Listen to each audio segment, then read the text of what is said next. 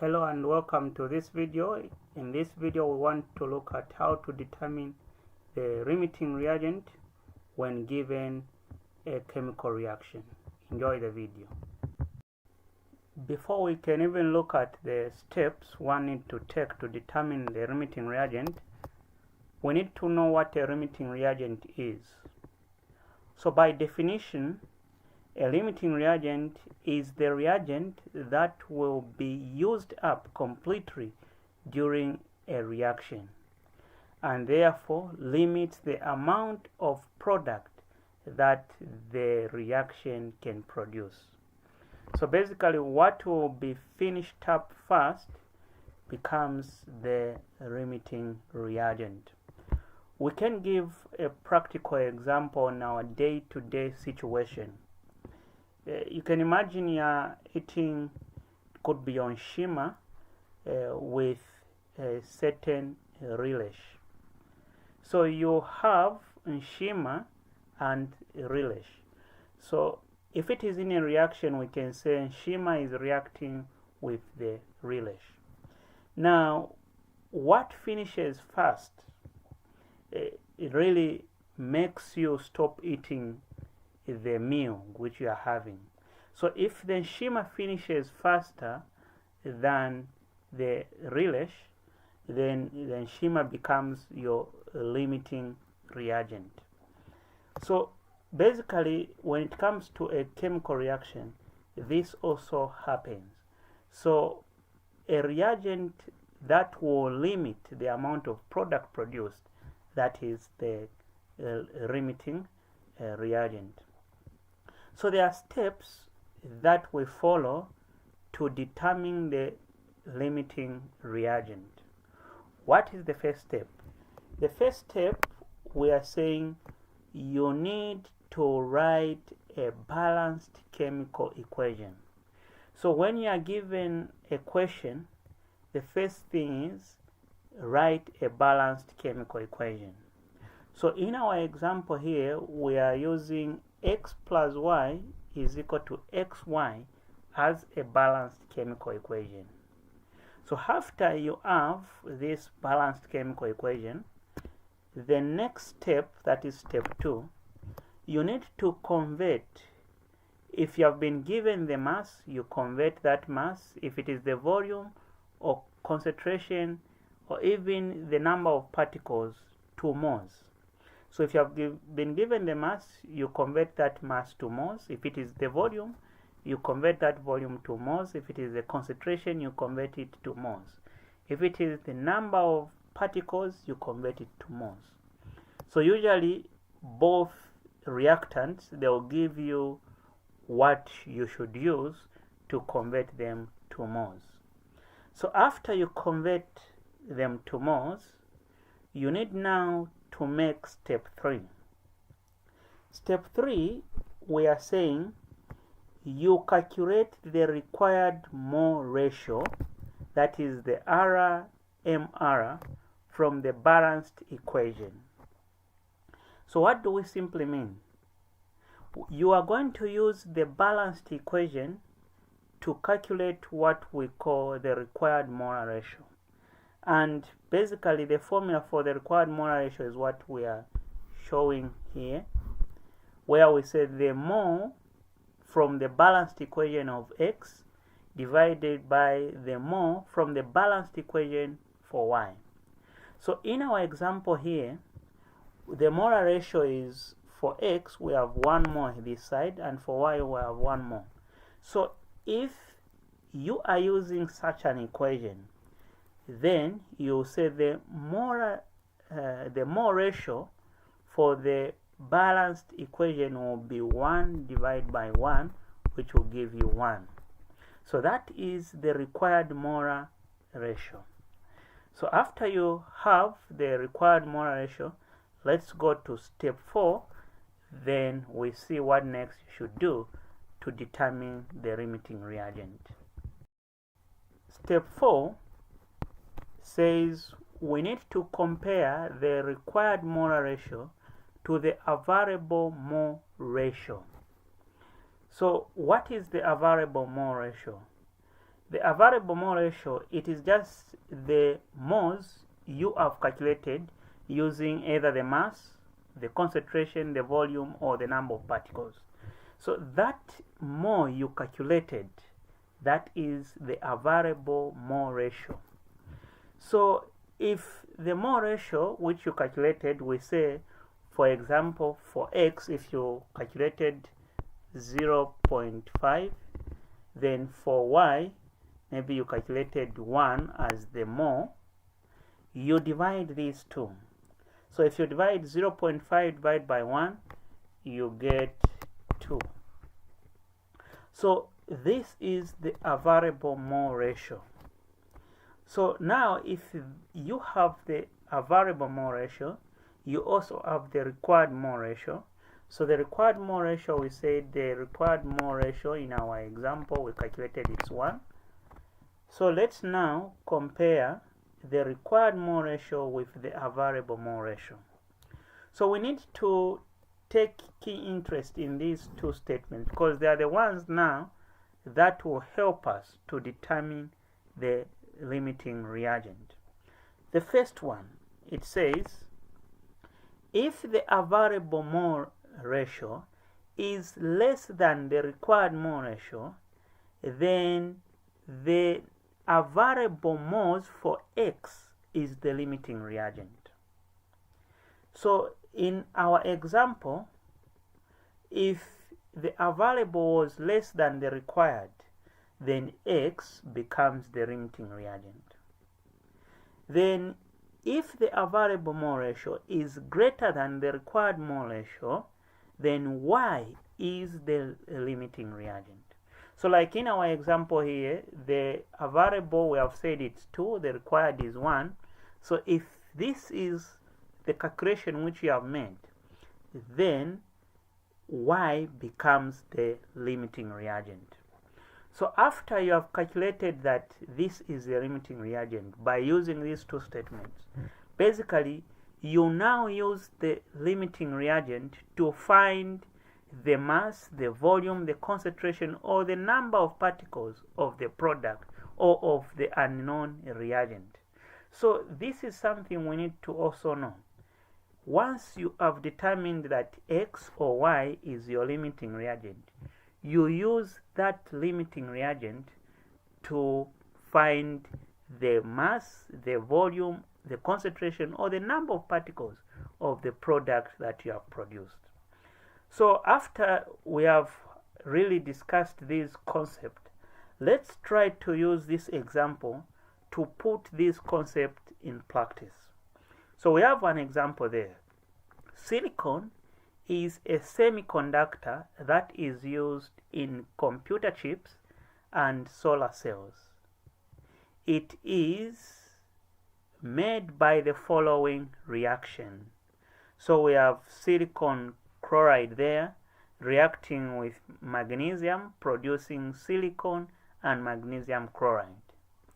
Now, if 225 grams of silicon chloride and 225 grams of magnesium is used to prepare the silicon, which reagent is the limiting reagent? So we need to step by step use the steps we have discussed in this video. So first of all, we need to identify or write the chemical, the balanced chemical reaction. And in our case here, it's very fortunate that the equation they gave us in the question is already balanced. But if you have a question that is not balanced, the equation is not balanced, you need to write a balanced equation. So let's start by writing the balanced equation. Then convert these grams we have been given to moles. After we convert, we'll use the balanced equation to determine the required molar ratio. Then we'll use the moles we'll calculate to determine the variable molar ratio. Then we'll compare these two. So let's do those steps and see what we'll find, and really notice which reactant is the limiting reagent. So the first thing is to write the balanced chemical equation. So we have the balanced chemical equation is silicon chloride. It is reacting with magnesium and it is producing silicon plus magnesium chloride. So in our equation in our question we are fortunate that this equation was balanced, but if it is not, as we have already alluded to, you need to balance the equation. So this means you have done with step 1. Step 2, you need to determine the number of moles. So for you to determine the number of moles, let's start with silicon chloride. So for silicon chloride, we know that number of moles is equal to mass over relative molecular mass. So for determining the relative molecular mass, we'll say for silicon chloride, for chlorine, we know that its mass is 35.5. We have 4 chlorines there, so we'll multiply by 4, it will give you 142. Then from there, for silicon, we have, it is 28, multiplied by 1, it will give you 28. So in total, the relative molecular mass for this is 170 grams per mole. So after you have that 170 grams per mole, we are told that for silicon, its mass is 225 grams. So we are dividing it with 170 grams per mole. So after we divide the two, you'll find that if you divide the two, you have 1.324 mole. So 1.324 mole, this is the number of moles for silicon. So let's go and now do the calculation for magnesium. So for magnesium, we want to calculate for magnesium now. So we know that the number of moles is equal to mass divided by Mr. Basically for magnesium, we'll use its mass because it's just an atom. So the mass for magnesium, we know that it is 24 grams per mole. So we have, this is the mass for magnesium, and we have been given that the mass in the question for magnesium is 225 grams. So the atomic mass from the periodic table for magnesium is 24. So 24 grams per mole. So when you divide the two, what are we getting? We are getting, you have 9.375 moles. So we now have the number of moles for silicon chloride, and we have the number of moles for magnesium. So after you have these two number of moles, then we can perform the next step, that is calculating the required molar ratio using the balanced equation. So let's calculate the required molar ratio.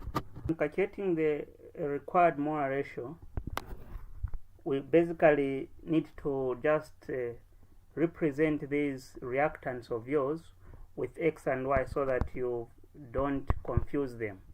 So silicon chloride, we have labeled it as X, then magnesium as Y. So the required molar ratio, we said it is the number of moles from the balanced equation of X divided by the number of moles from the balanced equation of Y.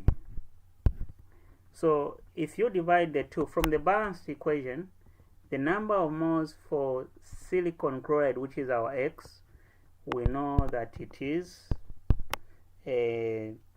1.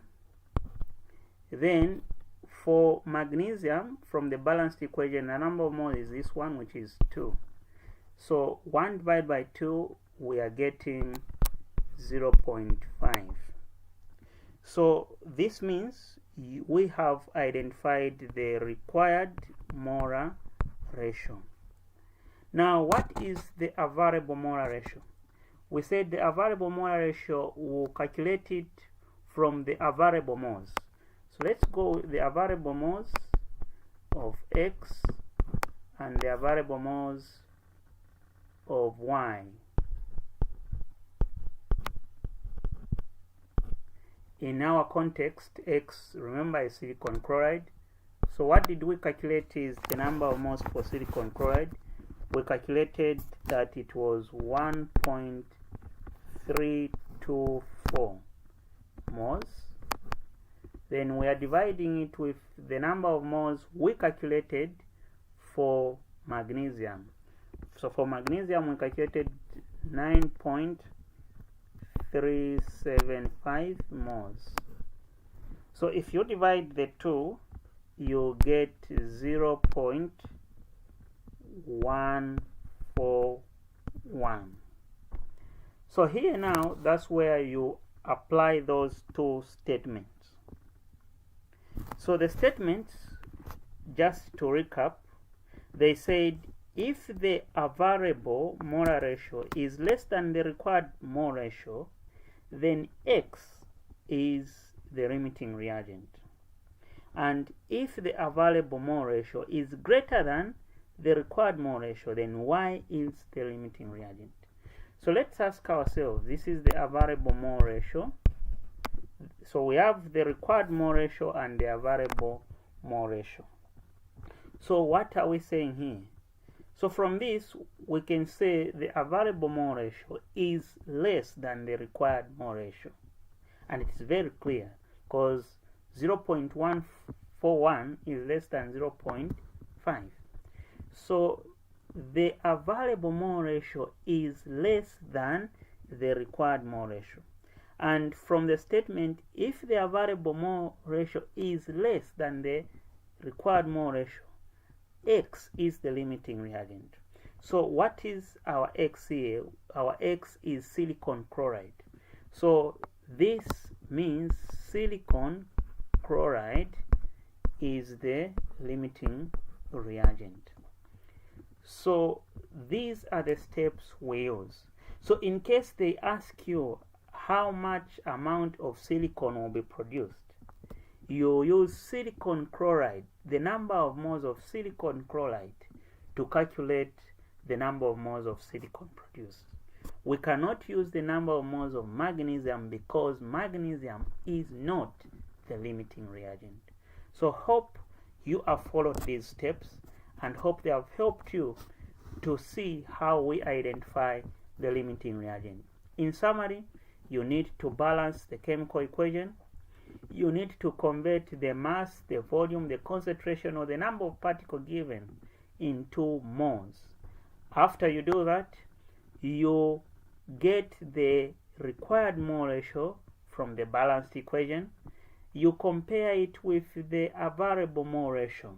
So according to your comparison, if the available mole ratio is less than the required mole ratio, then X is the limiting reagent, or the numerator is the limiting reagent. Then if the available mole ratio is less than the required mole ratio, the denominator is the limiting reagent. So hope this. Please don't forget to subscribe to my YouTube channel, Cropas Zulu, and like the Facebook page Zuluba Consultants for this and more videos.